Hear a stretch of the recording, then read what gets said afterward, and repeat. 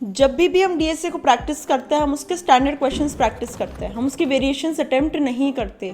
तो क्योंकि क्या होता है, जब भी हम कोई भी स्टैंडर्ड क्वेश्चन करते हैं हमें उसकी प्रैक्टिस होती है। हमें मुझे पता है कि नैपसैक प्रॉब्लम है, मैं इसको कर दूंगी, स्टैंडर्ड डीपी का क्वेश्चन है, हो जाएगा। अगर मेरे को कोई नैपसैक का दोबारा क्वेश्चन देगा I will do it. But ऐसा है कि जब भी इसकी वेरिएशन आएगी, क्या मैं उस चीज़ को कर पाऊंगी, क्या मैं उस पैटर्न को समझ रही हूँ कि डीपी कौन कौन सी टाइप्स की प्रॉब्लम में यूज़ हो रही है, किस किस टाइप की प्रॉब्लम्स में डीपी को यूज़ करना है, मुझे कैसे पता चलेगा कहाँ पे डीपी लगना है कहाँ पे नहीं लगना है। ये चीज़ जाननी बहुत ज़रूरी है। अगर तुम्हें यही पता चल गया कि हाँ डीपी का यहाँ पे ये यूज़ हो सकता है, तो तुम कितनी भी वेरिएशंस ले आओ नैपसैक की, तुम उसको कर लोगे। क्यों? क्योंकि तुम्हारा कॉन्सेप्ट क्लियर है, तुम उस चीज़ को समझ रहे हो कि ये चीज़ लगनी यहाँ पे और क्यों लगनी है। Hi guys, welcome back to my YouTube channel. My name is Nancy Solanki. I am a software engineer at Microsoft, and in today's video we are covering 10 most important patterns of DSA using which you can solve maximum number of DSA problems. सबसे पहला algorithm है sliding window technique. इसमें क्या होता है, हमारे पास एक window होती है जिसको हम धीरे धीरे आगे शिफ्ट करते रहते हैं, आइट्रेट करते हैं उस विंडो को, और उसमें हमें एक सब एरे, सब स्ट्रिंग या फिर सब सीक्वेंस निकालना होता है जो एक स्पेसिफिक कंडीशन को मीट करता है। चाहे वो मैक्सिमम हो सकता है, किसी चीज़ का मिनिमम फाइंड कर सकता है सब एरेज में, या फिर कोई टारगेट है जिसको हमें अचीव करना है कि इतने टारगेट का सम होना चाहिए हमारे सब एरे का, या फिर सब स्ट्रिंग का ये मतलब होना चाहिए, वो दूसरी सब स्ट्रिंग का एक पार्ट होना चाहिए। इस टाइप के क्वेश्चंस अगर मैं एग्जांपल दूँ जिसके मोस्ट आस्क्ड क्वेश्चंस या most common sliding window questions है, तो तुम्हें पता चल जाएगा कि क्या पैटर्न है, कि मतलब सब एरे, सब स्ट्रिंग और कुछ कंडीशन को मीट करना है, sliding window technique. For example अगर मैं इसके क्वेश्चन की बात करूँ तो फाइंडिंग सब एरे विद गिवन सम, फिर आ जाएगा फाइंड मैक्सिमम सम ऑफ सब एरेज ऑफ साइज के, smallest window in a string containing all characters of other string, length of the longest सब string without repeating characters, count distinct element in every window of size के। मतलब इस type के जो question है ना, जब भी हम सीक्वेंस में चलना है, सब एरे को लेके सब स्ट्रिंग को लेके चलना है, फिर हमें कंप्यूटेशन करनी है, वहाँ पे स्लाइडिंग विंडो टेक्निक से ऑप्टिमाइजेशन आ सकती है। नेक्स्ट जो एल्गोरिथम है वो है 2 पॉइंटर्स एल्गोरिथम। इसमें ये होता है हमारे पास 2 पॉइंटर्स होते हैं, दोनों ऑपोजिट डायरेक्शन में आइट्रेट करते हैं ताकि हम ये फाइंड आउट कर सके लाइक और इजीली एक ही आइट्रेशन में हम कोई चीज़ को अचीव कर सके। अब हम इससे क्या क्या अचीव कर सकते हैं, कैसे कैसे क्वेश्चंस पे 2 पॉइंटर्स यूज होता है। कभी भी डुप्लीकेट्स फाइंड करने हैं या फिर पैलिंड्रोम फाइंड करना है, किसी भी पेयर रिलेटेड कोई चीज़ आ रही है कि इस पेयर का हमें सम निकालना है या फिर डिफरेंस निकालना है, वहाँ पे 2 पॉइंटर्स। इसके अलावा कभी भी किसी चीज़ को रिवर्स करना है कि इस सेक्शन को रिवर्स करना है, बाकी आसपास के सेक्शंस को नहीं करना, सिर्फ इंडेक्स 0 से इंडेक्स 5 तक तुम्हें रिवर्स करके देना है, तो वहाँ पे तुम 2 पॉइंटर्स को यूज़ कर सकते हो। Another very important types of questions जहाँ पे 2 पॉइंटर्स यूज़ हो सकता है वो होता है कभी भी कोई सॉर्टेड चीज़ दी हुई है, उसको हमें 2 सॉर्टेड चीज़ें दी हुई है, उनको हमें मर्ज करना है, वहाँ पे भी हम 2 पॉइंटर्स को यूज़ कर सकते हैं। 2 पॉइंटर्स के क्वेश्चंस तुम्हें अभी स्क्रीन पे दिख जाएंगे, उनका स्क्रीनशॉट ले लेना, and when you practice them you realise कि काफ़ी सारे क्वेश्चंस का सिमिलर पैटर्न है, एंड तुम्हें क्लिक हो जाएगा कि कहाँ पे 2 पॉइंटर्स लगने हैं। नेक्स्ट जो एल्गोरिथम है वो है डिवाइड एंड कॉन्कर एल्गोरिथम। इसमें हम अपने प्रॉब्लम्स को सब प्रॉब्लम में डिवाइड करते हैं, बस एक चीज़ का कंडीशन इसमें मीट होना चाहिए कि वो प्रॉब्लम्स ओवरलैप नहीं होनी चाहिए। ओवरलैप का मतलब यहाँ पे ये है कि अगर मैं उसको सॉल्व कर चुकी हूँ तो मैं उसको दोबारा से सॉल्व ना करूँ, दोबारा अपनी मेमोरी को वेस्ट ना करूँ, दोबारा मैं उसकी टाइम कॉम्प्लेक्सिटी और ख़राब ना करूँ जिन चीज़ों को हम ऑलरेडी सॉल्व कर चुके हैं। जहाँ पे भी ऐसी प्रॉब्लम्स आती है कि ओवरलैपिंग नहीं हो रही है और हम उस प्रॉब्लम को डिवाइड कर करके कंप्यूटेशन लगा सकते हैं, अपना लॉजिक लगा सकते हैं, उस प्रॉब्लम को सॉल्व कर सकते हैं, वहाँ पे हम अपना डिवाइड एंड कॉन्कर को यूज़ कर सकते हैं। डिवाइड एंड कॉन्कर के साथ साथ मैं एक और एल्गोरिथम को कवर करूँगी जो होगा बाइनरी सर्च, जो इसी का ही एक्सटेंशन है। बस बाइनरी सर्च में ये है कि हम सॉर्टेड चीज़ों पे उसको लगाते हैं, चाहे वो सॉर्टेड एरे हो या फिर सॉर्टेड लिंक लिस्ट हो। कभी भी सॉर्टेड चीज़ों में कुछ फाइंड करना है या फिर उन सॉर्टेड चीज़ पे हमें किसी चीज़ में किसी तरीके से चीज़ों को डिवाइड करना है और एक कंडीशन को मीट करना है, कुछ ढूंढ रहे हैं हम उस सॉर्टेड एरे में, तो वहाँ पर हम बाइनरी सर्च को लगा सकते हैं।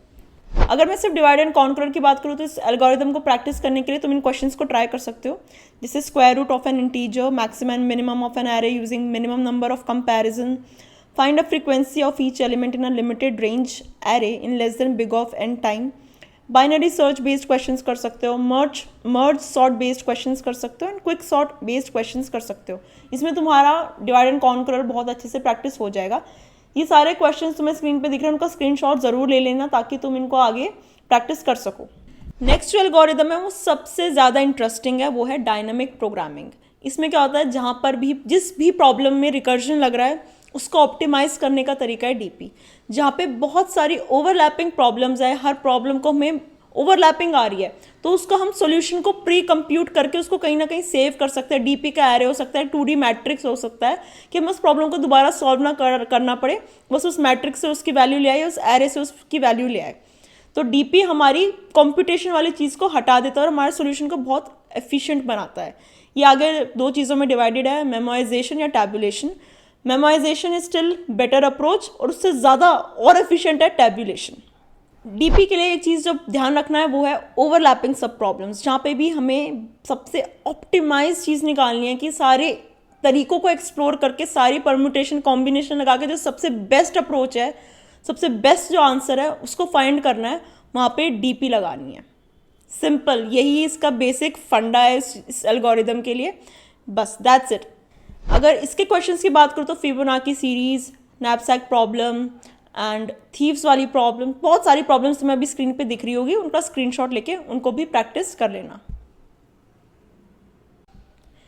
नेक्स्ट जो एल्गोरिदम है वो भी डीपी का ही पार्ट है, वो है बैक ट्रैकिंग। उसमें भी सिमिलर ही ग्राउंड्स हैं कि हम सबसे ऑप्टिमाइज सॉल्यूशन निकालते हैं, बट इसमें ये अगर हमें लगता है हम जिस पाथ पे चल रहे हैं वो ऑप्टिमाइज नहीं है, हम उसको डिस्कार्ड करके एक स्टेप पीछे आ जाते हैं, अपने प्रीवियस कंप्यूटेशन रिजल्ट पे आ जाते हैं। जैसे हमें लगता है ना कि सोल्यूशन इनवैलिड है, हम बैक ट्रैक कर जाते हैं। तो बैक ट्रैकिंग के अगर मैं क्वेश्चंस की बात करूँ तो तुम्हें अभी स्क्रीन पे विजिबल हो जाएंगे।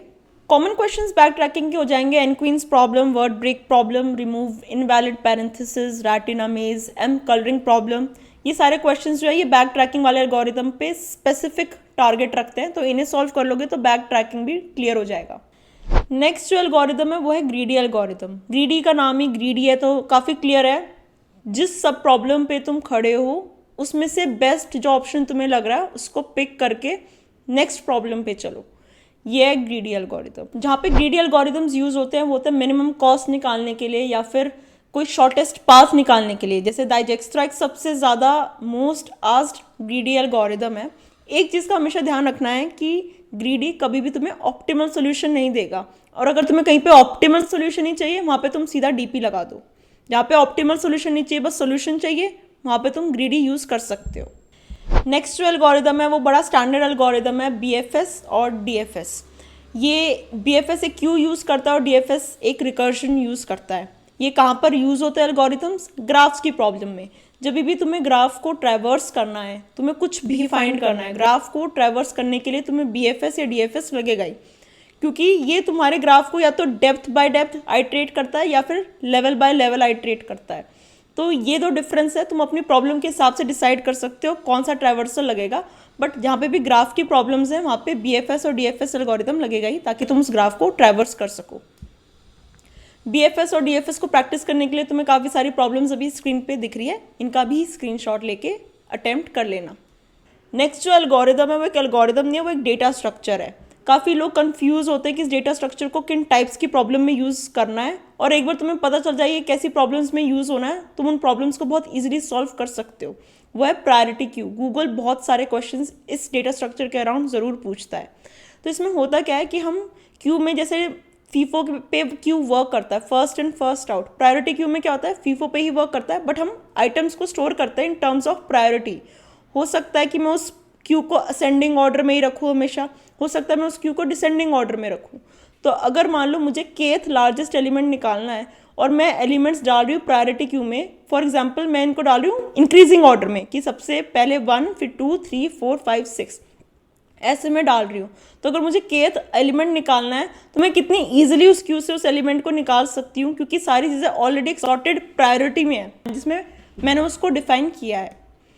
सो प्रायोरिटी क्यू के लिए हो सकता है kth smallest, kth largest element, या फिर कभी भी किसी चीज़ को प्रायोरिटी बेसिस पे तुम्हें चूज़ करना है, वहाँ पे तुम प्रायोरिटी क्यू को यूज़ कर सकते हो। आज की इस वीडियो में हमने बहुत सारे एल्गोरिदम्स कवर किए हैं। आई होप तुम्हें कुछ ना कुछ ज़रूर सीखा होगा, कुछ ना कुछ ज़रूर समझा होगा। एंड अगर तुम्हें कुछ भी समझ में आया, कुछ भी तुम्हें अच्छा लगा इस वीडियो के बारे में, नीचे कमेंट ज़रूर करना। अगर तुम्हें ऐसी और रिलेटेड वीडियोस चाहिए तो नीचे कमेंट करना, क्योंकि जो भी तुम कमेंट करते हो ना, मैं उसके अराउंड ही वीडियोस बनाती हूँ। So that's all for this video. See you guys in the next video. Till then, like, share and subscribe. Bye.